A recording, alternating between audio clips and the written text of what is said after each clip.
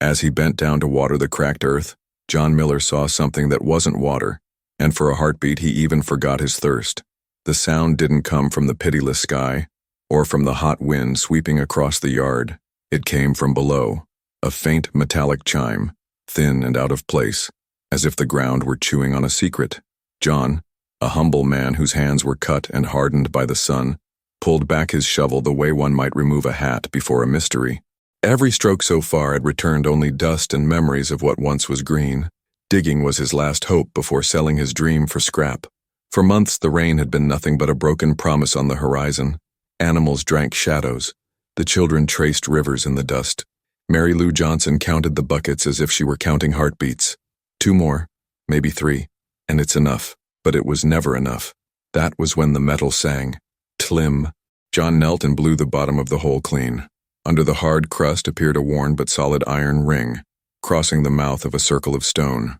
Along its edge, half buried like faded tattoos, rough lines formed a simple fish and something like a cross. He drew in a slow breath, summoning courage. He touched the ring with his knuckles. Cold, strange, impossible in a ground that gave back only heat. Water? The word didn't rise as hope, but as an apology to his own hunger.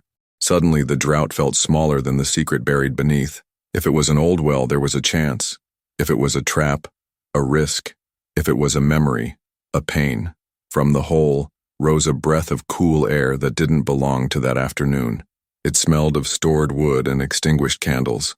John straightened, looked at the harsh sky, then knelt again. With the tip of his shovel, he scraped a little more. The stone reluctantly revealed worn letters, just enough to tease. W-E-L. Stuck to the clay on the rim was a small earthen jar sealed with dark wax. John held it the way one holds a tired bird. The wax bore the imprint of an old seal. Under the seal, a faded ribbon tied a paper thin as skin. He moistened his finger and opened the note carefully. 4 hurried words had crossed the years. Whoever thirsts, come. The hair on John's arms rose. For a moment the world hung between before and after. He stared at the iron ring. It wasn't big or beautiful, but it weighed like destiny. His hands, used to the shovel and the act of sharing, wavered. If he pulled and it wasn't water, what would it be? History? Justice? Trouble? As the sun tilted westward, a blade of light crossed the yard and landed exactly on the ring. It lasted no longer than a sigh, but it was enough for John to understand that chance doesn't visit those who haven't worked all day. He made the sign of the cross and whispered, Lord, if what it hides is not water, let it be an answer. The answer came first as silence, then as a faint breeze, and finally as a second tlim, deeper, as if another ring replied from the heart of the earth. Pull. John took a long breath and decided that courage, too, gets thirsty. He looped a rope around the ring, tested its resistance, and felt on the other end a firmness that didn't match ruin. There was a mechanism there, old, waiting for the right hand. Above all, there was a promise. So, before calling anyone, before telling the wealthy neighbor Henry Thompson who prowled misfortune with an open wallet, before telling Mary Lou to spare her the shock, John bent his head and pressed his ear to the stone. What he heard wasn't water running. It was a low chorus of footsteps, prayers, and names, and at the very end a single word repeated like a hammer, open. When the word settled inside him, there was no turning back. The well, or whatever it was, had chosen him, and John, a poor man with the dignity of a king without a throne, knew he was about to draw from the heart of the earth something that was not only what quenches thirst, it was what lights the soul. Now, John Miller had never been a man of command. He had been a man of care. Care for the land, for his small house, for his children, and for the memory of those who had walked that soil before him. His farm had no proud name carved on a wooden sign. It was just a patch of ground at the end of a dirt road where the rooster crowed without an audience and beans sprouted without applause. The roof of cracked tiles, the crooked wooden corral, the tiny vegetable plot, all whispered little, but none of it whispered less. Anyone who saw John sweeping the yard at sunrise, adjusting his battered hat with the tenderness one reserves for a sleeping child, understood that here lived a silent kingdom, where nobility was measured in humility, but drought had come with the weight of an unbending judge.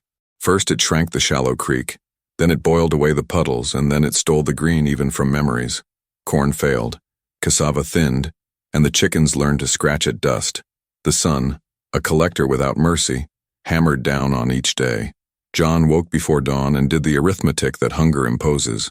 Divide what little there is, multiply care, subtract waste, and if God allowed, add courage. Mary Lou Johnson, his wife, carried water from far away in dented cans, balancing her thin body the way one balances hope. Their children, Lucy Grant and Chester Grant, played at inventing oceans under the lone tree at the edge of the yard, drawing waves with their fingers in the powdery soil. Sometimes their laughter was the only living sound around the house, and when the laughter grew tired, prayer remained. On Sundays they walked to the small whitewashed chapel with its faded blue door, and left at the wooden altar promises that smelled of wax and earth. John didn't complain. He had learned from his father that poor land repays in silence. He had learned from his mother that bread divided becomes a table, and he had learned from his own back that no pain is heavier than a hand withheld. That was why, when his wealthy neighbor Henry Thompson, owner of wide tracts of land and tall famous fences, offered to buy John's patch at a last-minute price, he refused with gentleness. "Mr. Thompson, you have thousands of acres. I have only this ground and the right to dream upon it." Henry laughed the laugh of a man who doesn't understand the worth of what won't fit in a wallet. Dreams don't fill bellies, John. It was true. What filled bellies had become hard to pull from the soil. Even so, John decided to dig a well. He had no machine, no technician, no surveyor. He had the ears, patience, and faith of those who have learned from the old ones how to talk to the ground. He picked a spot in the yard where the shadow of the lone tree at a certain hour of the afternoon drew an invisible arrow. "Here," he said, and there with shovel, spade, and prayer, he began to carve a path downward, as if searching not only for water but for a reason to remain. Each morning before the sun crowned the horizon, John rose quietly so as not to wake Mary Lou. He tied a rope around his waist, set his worn boots firmly, and began to dig. The sound of metal biting earth was steady and patient, like a second heartbeat. Dust clung to his sweat, turning him the color of the soil he loved. He worked without witness except for the barn swallows that sometimes darted overhead, tracing arcs of brief shade. By the third day of digging, the air felt different, heavier and strangely still. Even the small wind that usually shuffled across the yard seemed to pause, as if the world were holding its breath. Mary Lou, from the doorway, watched her husband with a mix of worry and admiration. She saw the stubborn curve of his back, the way his shoulders moved like levers of quiet determination, and she whispered a prayer that sounded like a lullaby for the land itself. In the evenings, after washing the dust from his face with a few careful splashes from the precious water they had carried, John would sit with Lucy and Chester. He told them stories of rivers that never ran dry, of fish that jumped like silver thoughts, of times when the yard had been green and the sky generous. The children listened with round eyes, their small hands tracing shapes in the dirt as if sketching the future he described. Henry Thompson passed by once on his horse raising twin plumes of dust. He tipped his hat with a smirk and called out, "Still digging, Miller? You're chasing ghosts under that yard." John straightened, wiped his brow, and answered without malice, "Better to chase a ghost underground than sell my soul above it." Henry snorted and rode on, the sound of his hooves fading like a challenge left hanging in the hot air. Inside the small house, Mary Lou kept the kitchen tidy and the children fed with whatever could be stretched from their stores. She knew the numbers as well as John did, but she also knew the weight of hope and how it bends a person's back yet lifts their eyes. At night, after the children had fallen asleep, she would sit by the window staring at the dark patch where her husband dug, and she would imagine water rising like a miracle from the earth. She would imagine filling cups without counting, washing clothes without guilt, and her children's laughter echoing against walls that no longer smelled of dust. John, for his part, did not dream of abundance. He dreamed of sufficiency. He dreamed of the dignity of drawing water from his own ground, of handing a cup to Mary Lou without apology, of watching Lucy and Chester splash their faces with the coolness that until then existed only in bedtime stories. He dreamed of a future where the land he had inherited would not be sold off in pieces like a carcass picked clean, but would stand as proof that humility and perseverance can still draw life from rock. And so, each day, under a sun that punished and a sky that refused, John dug. Each swing of the shovel was a quiet defiance. Each grain of dust that rose was a testament. The drought might have claimed the creek, the grass, and the crops, but it had not yet claimed his faith. The well he was carving was not only a hole in the ground, It was a tunnel toward possibility, toward memory, toward something he could not yet name. He was not merely looking for water. He was searching for a reason to keep believing that his family's story on that land was not finished. By the time the strange sound came, the metallic chime that would change everything, John had already woven himself into the rhythm of digging, into the prayer of motion and silence. He did not know yet that beneath his feet lay not only the answer to his thirst, but a secret buried by hands long gone, a secret that would call into question not just his survival, but the history of the very soil he stood on. On the third morning of digging, the air above John Miller's yard grew unnaturally still. Even the barn swallows that usually swooped low for insects circled higher, as if avoiding something unseen. The metallic rhythm of his shovel striking the earth had become so familiar it was almost music. Thunk, scrape, lift, toss. Yet at midday that music broke. The shovel bit down, and instead of the dry clack of baked soil, there was a resonant ting, like a small bell struck by an invisible hand. John froze, sweat dripping into his eyes. He blinked hard and leaned closer to the hole. Nothing moved. He tapped again. The sound came back. Metal on metal, or perhaps stone shaped by metal long ago. He glanced over his shoulder. Mary Lou Johnson was hanging wet cloths on the line, her gaze flicking to him with quiet worry. "Everything all right?" she called. John nodded slowly, not trusting his voice. The heat pressed down, but a faint, impossible coolness drifted upward from the half-dug shaft. It smelled faintly of old wood and wax, a scent out of place in the scorched yard. He slid the shovel aside and used his calloused fingers to scrape at the soil. Soon an edge emerged, smooth stone, set in a curve. He brushed more away, his heart beating faster. The curve widened into a circle of fitted blocks, hidden under decades of packed earth. Across the top, half erased by time, were rough carvings. He traced them with his thumb. A fish, simple, childlike, beside a crude cross.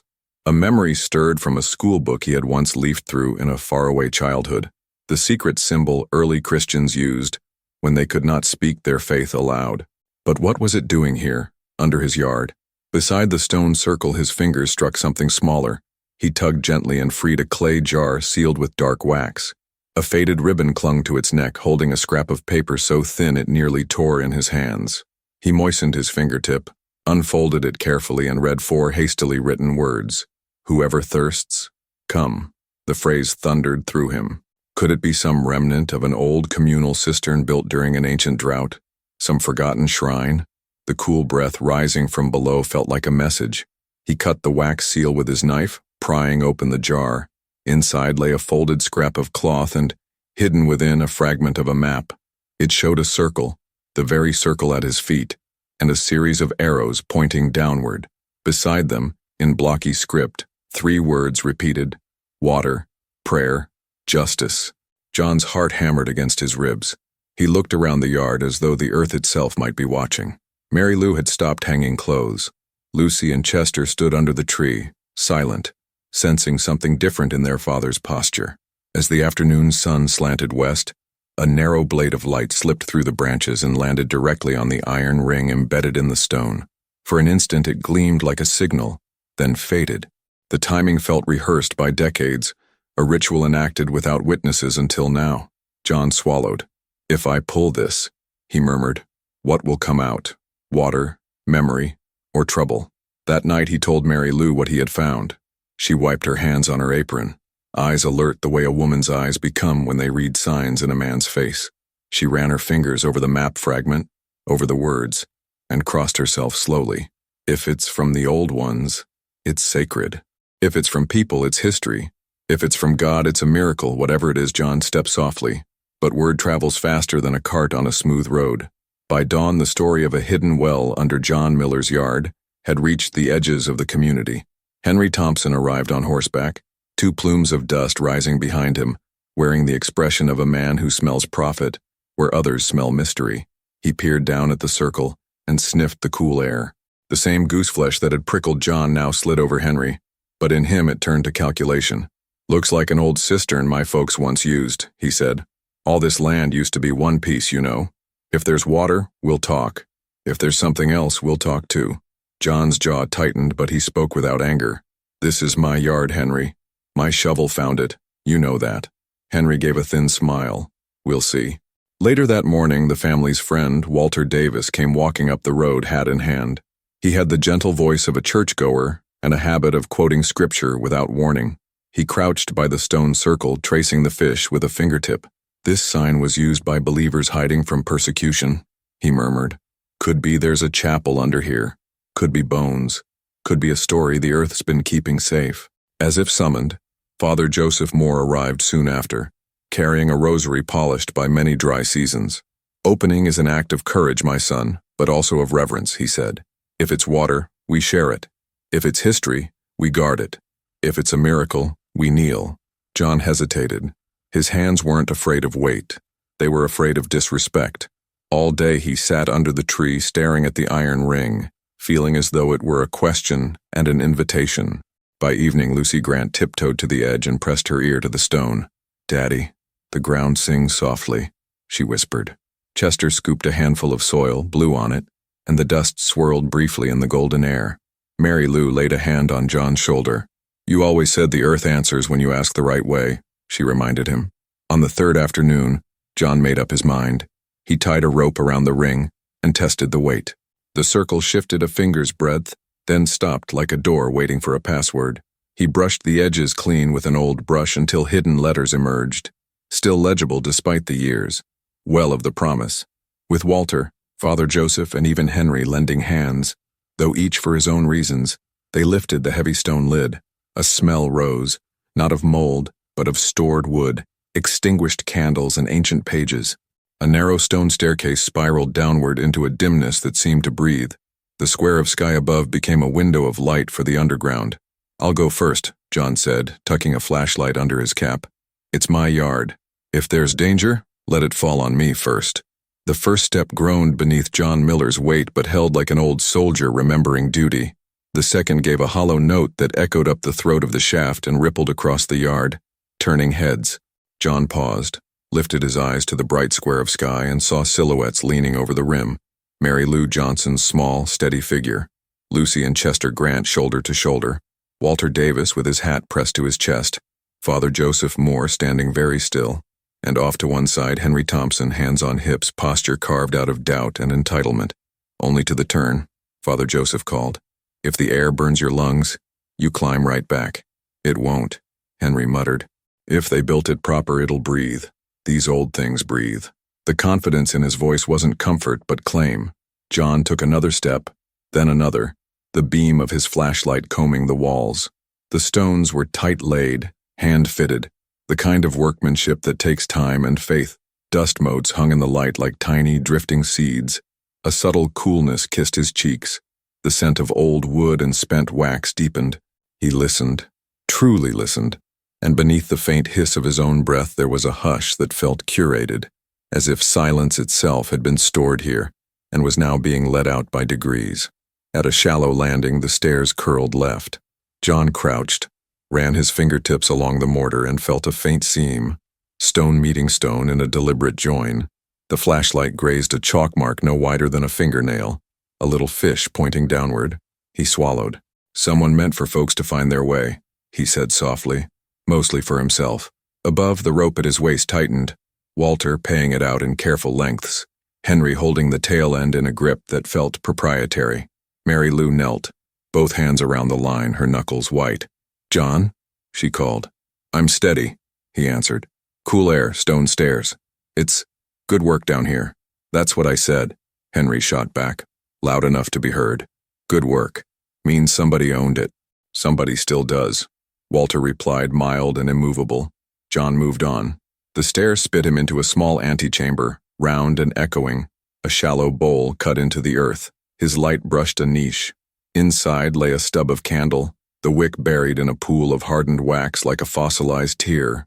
On the wall, in a hand that knew letters but not elegance, was scratched a line. When the sky refused, we asked the earth. The English was plain, the faith unadorned. He climbed 2 steps back, testing the way up, then down again, pushing farther. The rope followed. From the rim came the scrape of boots. More neighbors were gathering. Rebecca Harper, a quiet widow with a steady spine, whispered a prayer. Daniel Brooks, who had lost half his goats in the spring, told his boy to keep back from the hole. The drought had made them careful and communal. Every new rumor was a shared ration. "Stop," Father Joseph said, voice more weathered than stern. "Before we turn this into a parade, we set rules." He lifted a palm. "If there's water, it's for all. If there's danger, we do nothing foolish. If there's a claim, we hear it in daylight with documents and witnesses." Henry snorted. "Documents? I've got a trunk full." "Then fetch it," Rebecca said, not unkindly. "Truth can stand in the sun." Below, John reached a second landing. Here the ceiling lowered and the passage narrowed. Not quite a tunnel, more like a throat leading to a deeper chamber. He knelt and scraped with his knife. Plaster flaked, revealing a faded pigment, ochre and charcoal, lines forming a crude scene. Figures with tools. A woman lifting a child. A man holding a cup. He swept the beam wide and found letters worn to near nothing. Year of need. No numerals, no names. Just a timestamp measured in hunger. "Mary," he called up, voice softer now. "There's markings. Folks were here. They came with their need like we came with ours." The rope shifted as Lucy leaned farther over. "Daddy, can you see the water?" "Not yet, sweet pea, but I hear a kind of hush, like the place is listening back." He eased forward. The floor tilted down, the air cooler, almost damp. His light found a second sign carved where the path bent. A cross, smaller than his thumb, and beneath it 3 words: water, prayer, justice. He ran them in his head, each word tapping a different rhythm against his ribs. He thought of Mary Lou counting buckets like heartbeats, of Henry's fences slicing the land like a ledger, of Father Joseph's patient hands. Behind him a scuff echoed from above, boots on ladder rungs. "Hold fast," Walter called. "One at a time." Henry's voice followed, practiced into authority. "He needs a second down there if something gives." John didn't argue. There are moments when help itself is a test. He waited until the rope quivered with Henry's weight, until a wash of warm air and cologne crowded the cool gloom. Henry swung beside him, flashlight flaring hard. He breathed in with a greedy satisfaction. "See? Breathing room. Whoever dug this knew what they were doing." "Whoever dug this," John said, "meant it to be found." Henry's beam leapt ahead, impatient, and caught on a door of planks cross-braced with iron. The wood was silver gray, cured by time more than rot. No handle, only an iron ring like the one above. Between the planks, a seam of darkness waited like a held breath. Henry grinned, the light cutting cruel angles across his face. "Now that's a promise." He grabbed for the ring. John's hand snapped out, stopping him an inch shy. "Slow," he said. "This place isn't for grabbing." "What do you think it is? For praying?" Henry sneered, then bit the word back with a glance at the priest's shadow framed above. "For remembering," John answered, "and for sharing." A silence hung between them, heavy as a bucket full to the lip. Henry looked away first. "Fine. We do it proper." They called up instructions. Walter lowered a second rope. Father Joseph talked them through the ritual of opening, a ritual not of church but of care. Check the hinges, check the lintel stone, listen for a rush of air. Mary Lou, eyes on the line, whispered, "Easy, easy." Together John and Henry felt for the hinges. 3 lumps of iron grown to the wood like barnacles. The topmost gave a powdery sigh. The middle creaked. The lowest refused. John set his shoulder, Henry added his impatience, and the hinge turned a grudging quarter. "On 3, John said. "Not before."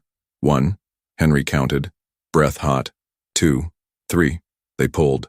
The door moved a hand's breadth and stuck, caught on a lip of stone. From the void beyond came a draft, cool and steady. It smelled deeper now of wax and wood, but underneath, unmistakable, was a mineral breath, the lean, unperfumed scent of water near when it wants to stay. Above, the crowd shifted, the sound of hope making people rearrange their feet. Father Joseph's voice dropped to a whisper that carried anyway. "Whatever you find, bring it up slowly." They wedged a flat stone under the door to hold the gain, then pried again.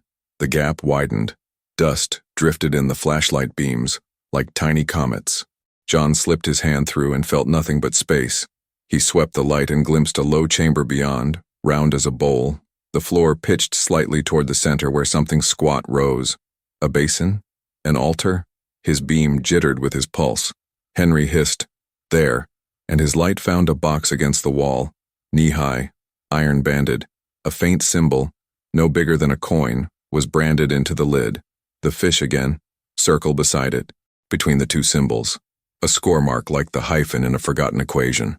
Don't, John said, instinct galloping ahead of thought. Henry froze, more from surprise than obedience. He turned the surprise into scorn. You going to ask permission from ghosts? I'm going to ask patience from the living, John said. He raised his voice. Walter, I need your hands. Father, your eyes. They worked the door open wide enough for a man to slip through. John entered first. The chamber received him like a cool exhale. His light made a slow orbit. Curved walls coated in lime. The ghost of a mural here. A woman with a child there. A man passing a cup. Then the basin in the center. It wasn't full. Not close. But its bottom shone with a thin, stubborn shimmer like a coin lying on the bed of a shallow stream. Above it, a seam in the ceiling wept a single patient drip. Plink. Wait. Plink. John's throat tightened. He could have fallen to his knees. Not for abundance, there was none, but for proof. The earth had not said no, it had said wait. Henry slid in behind him, saw the box, and all but forgot the basin. He set his lamp close, fingers already on the hasp. John caught his wrist. Give us the priest, he said. Let him read what you would spend. The moment balanced on a blade. Henry could cut it with force or let it settle. He chose the latter, perhaps because a room built for prayer makes even prophet feel loud. He pulled his hand back with a show of patience that fooled no one. Read it then, he said, but it doesn't change where it sits. Walter arrived, breathing hard, followed by Father Joseph, careful and precise even on bad knees. Mary Lou's voice wove down from the stair like a thread, stitching John's resolve to the surface. Lucy and Chester could not see, but their small silence was an audience of its own. Father Joseph lifted the lamp, squinted, and made a low sound in his throat. There's a way to open such boxes, he said. They were meant to be closed long and opened once for cause. What cause? Henry asked, impatience bundled tight as rope.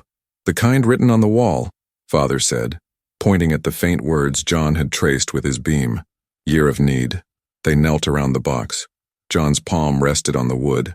It was cool, almost damp with the room's breath. He thought of Mary Lou's counted buckets, of Lucy's soft claim that the ground was singing, of Chester's dust spirals in evening light.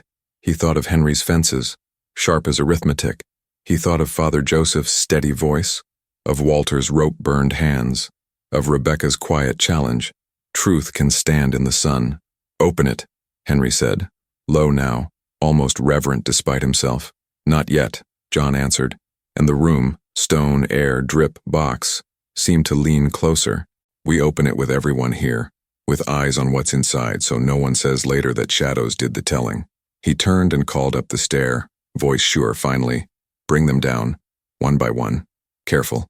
Let the whole town see what the earth kept. The words echoed along the curved walls and climbed back to the circle of sky where faces waited. Boots began to shift. Prayers began to learn how to be witnesses. At the door the draft continued, cool as a hand to fevered skin. The drip kept time. And in the brief hush between sounds John felt it again, that sense that the place was listening back. The well, the box, the words on the walls, the thin shine at the basin's bottom. All of it was a ledger written in elements, waiting for someone to read it aloud. Water, prayer, justice. He let the order settle. Then he set both hands on the box, not to claim it, but to promise it would be opened in the light. The stairwell filled slowly with the murmurs and footsteps of neighbors descending one by one, guided by Walter Davis's rope and Father Joseph Moore's calm instructions. Lantern light pooled and shifted across the stone walls, making the painted figures seem to move in their niches. Women bending, men passing cups, a child with an outstretched hand. Each arrival deepened the chamber's hush, until the group stood in a ring around the basin and the iron-banded box. The air down here was cool enough that some people shivered, though the surface still baked in late summer sun. Mary Lou Johnson clutched Lucy and Chester Grant close, their eyes wide with both fear and wonder. Even Henry Thompson stood a step back from the box now, his hat off, the edge in his expression dulled by the weight of the place. Father Joseph moved to the basin first. He dipped his fingers into the shallow glimmer and lifted a single drop, letting it fall back with a soft plink. It lives, he said quietly. A spring, stubborn as prayer. He took out a small glass vial from his pocket, the kind he used for holy water, and filled it carefully. Whatever else is here, the earth has not forgotten water. John knelt beside the box. The Fish and Circle brand on the lid caught the lantern light, and beneath his calloused fingers, he felt tiny pinpricks, like braille pressed into wood. He brushed away a thin layer of dust and discovered 3 words carved faintly into the grain. "Whoever thirsts, come."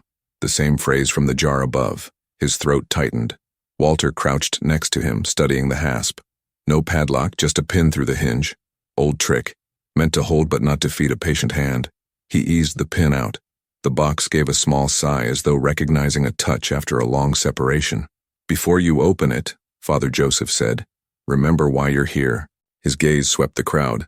"This room isn't an inheritance of gold. It's an inheritance of intention, water, prayer, justice. That's what's written on its walls." Henry shifted his weight, eyes still fixed on the box. "Justice doesn't plant crops." "It might," Mary Lou said softly, surprising herself. "If it waters them." John exhaled slowly and lifted the lid. The hinges creaked but didn't protest. Inside lay not coins or jewels, but bundles of cloth bound with faded ribbon. He took one out, unwrapped it, and found a stack of handwritten pages. The ink had browned, but the script was legible. Lists of names, dates, parcels of land, and beside each, a mark of a fish or a cross. The top sheet bore a heading in blocky letters, "Well of the Promise, Year of Need." Walter lifted another bundle and revealed a small wooden box within the larger one. When he opened it, a handful of thin silver tokens spilled out, each stamped with the same Fish and Circle symbol. Father Joseph picked one up, turned it over and read the engraving on the back. "Share freely." His hands trembled. "It's a ledger," John whispered. "They built this well during a drought like ours. They recorded who came, who gave, who took. These tokens, maybe they were passes, one for each bucket, not to hoard but to keep it fair." Mary Lou reached into the main box and pulled out a cloth bag heavier than it looked. Inside were more tokens, hundreds of them. Some were copper, some silver, some worn to blankness. The children leaned in, eyes reflecting the soft gleam. "Like coins from a story," Lucy murmured. Henry's face hardened. "Or like money." He reached but stopped halfway, catching Father Joseph's gaze. "So what's the point? This isn't water we can drink." "It's proof," Walter said. "Proof they solved a drought once by sharing instead of selling. Proof this land held more than fences." John stood, holding one of the tokens. "We could dig deeper, open the spring fully, use these records to show it was communal. No one can claim what was meant for all." Henry opened his mouth, closed it, then opened it again, softer. "You think the county's going to honor a handful of papers?" "Maybe not," Father Joseph said, "but a community might. A community standing together with the story in its hands." The priest moved to the wall opposite the basin and brushed off a patch of soot. A larger inscription emerged, etched deep into the stone so no damp could erase it. "When the sky refused, we asked the earth. The earth gave. We gave back." He turned to the gathering. "This isn't just a well. It's a covenant." A low murmur rose. Not argument, but the sound of many minds adjusting. Rebecca Harper stepped forward, her widow's shawl brushing the floor. "Then we honor it. We clean the stairs. We shore the walls. We bring buckets down until the spring flows again. We teach our children what these tokens mean." Mary Lou nodded, eyes bright. "We can start tonight, one bucket at a time." John closed the lid of the box gently and placed both hands on it as if sealing a promise. He felt the coolness of the wood seep into his palms. "This isn't just mine," he said. "It was buried under my yard, but it waited for us, all of us. Whatever water comes, whatever justice it asks, we'll answer together." Even Henry, after a long pause, gave a brief nod. "If the water's clean," he said, "I'll bring my men to help shore it. Fences don't matter much if the land dies." Father Joseph smiled faintly. "That's the first true thing you've said in this chamber." Laughter rippled, small but real. It loosened something tight in the room. The drip from the ceiling continued, patient and rhythmic. The basin's surface quivered as if stirred by invisible hands. John lifted Lucy up so she could see. She dipped her fingers into the thin pool, touched it to her lips and whispered, "It tastes like rain." Chester followed, solemn, then smiled. "Cool," he said simply. Their voices echoed like bells, and for a moment the chamber felt larger, less like a hidden throat and more like the nave of an underground chapel. Father Joseph raised his vial of spring water. "Let this be the first drop of a new season," he said. "Not a miracle from nowhere, but a gift we dig for and protect. John looked at Mary Lou. Her eyes met his with a quiet fire he hadn't seen in months. He squeezed her hand. "We'll rebuild," he murmured. "Not just our farm, our way of living." Around them the neighbors began to talk, not of selling or buying, but of shoring the shaft, of drawing water, of how to distribute it fairly. Ideas sprouted like seeds after rain. The chamber, once a hidden vault, had become a planning hall. The past's ledger was guiding the present's thirst. John returned his gaze to the basin. The drip marked time. Plink, plink, plink. He imagined it faster, fuller, a thread swelling into a stream. He imagined Lucy and Chester running with buckets not to fetch scarcity, but to share abundance. He imagined Mary Lou washing her hands without counting drops. He imagined Henry's fences becoming paths. He bent and pressed his palm flat against the stone floor. Cool, rough, alive. "Thank you," he whispered, not to anyone present but to all of them. The unknown diggers, the neighbors now gathered, the earth itself. Above, the square of sky framed by the stair had softened to twilight. A faint breeze drifted down, carrying the scent of dust cooling after heat.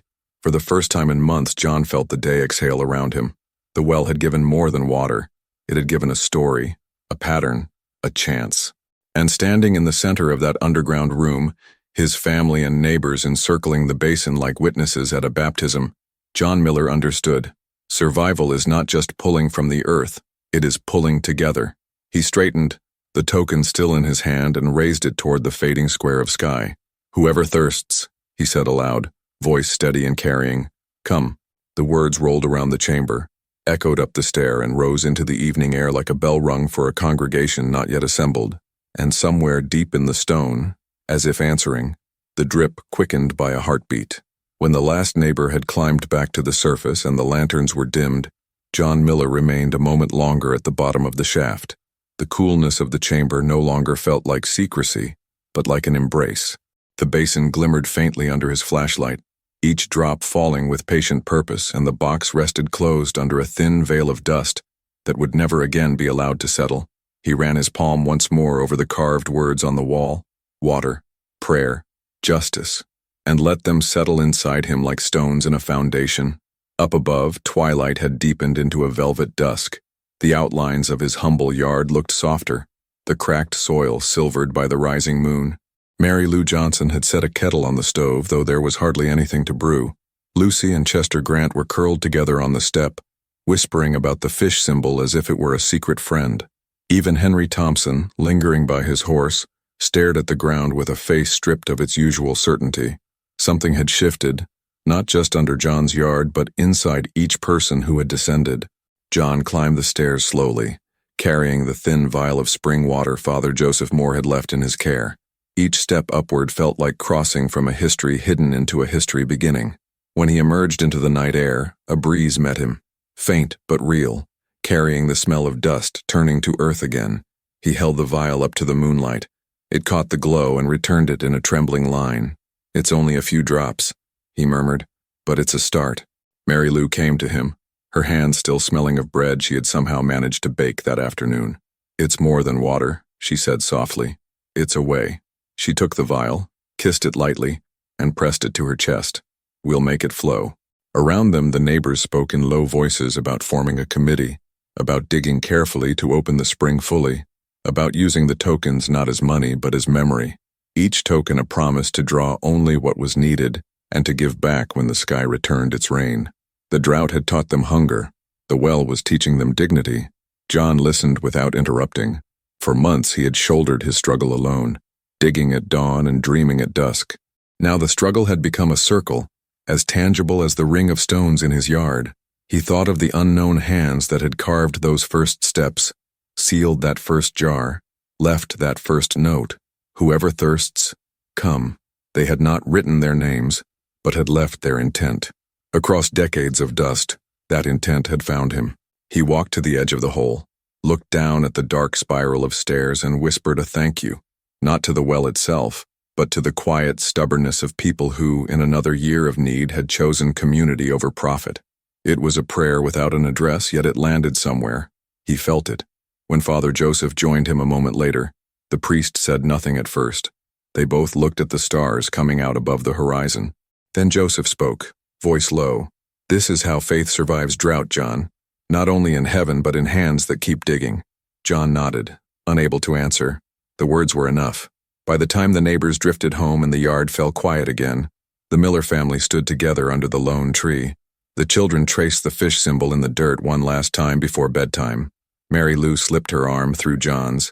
"You dug for water," she said, "but you found our history, and maybe our future." John gazed at the cracked earth around him, already imagining the sound of a fuller flow rising from below. "We'll tend it together," he said, "and we'll remember what it asked of us." That night, as he lay beside Mary Lou on the thin mattress, John thought about the words carved into the stone: water, prayer, justice, and understood them as steps in a single act. Water for the body, prayer for the heart, justice for the world they were trying to hold together. He did not know how much rain would come or how deep they would need to dig, but he knew, with a certainty that surprised him, that they would face it as a circle, not as isolated plots. In the morning he would rise before the sun again, but not alone. He would carry the box into daylight where every eye could see its contents. They would catalog the names, polish the tokens, shore up the stairs. They would, as Father Joseph had said, bring the hidden story into the sun. And someday, when the spring ran full, they would teach their children that a well can be more than a hole in the ground. It can be a memory, a covenant, a path. The drought had taken much, but as John drifted into sleep, he realized it had also revealed something buried not just in the earth but in themselves: humility, perseverance, and the quiet kind of faith that doesn't wait for miracles but makes space for them. And in that thought he felt, for the first time in months, not just relief but gratitude. For the water, yes, but also for the justice and prayer that had risen with it from the dark.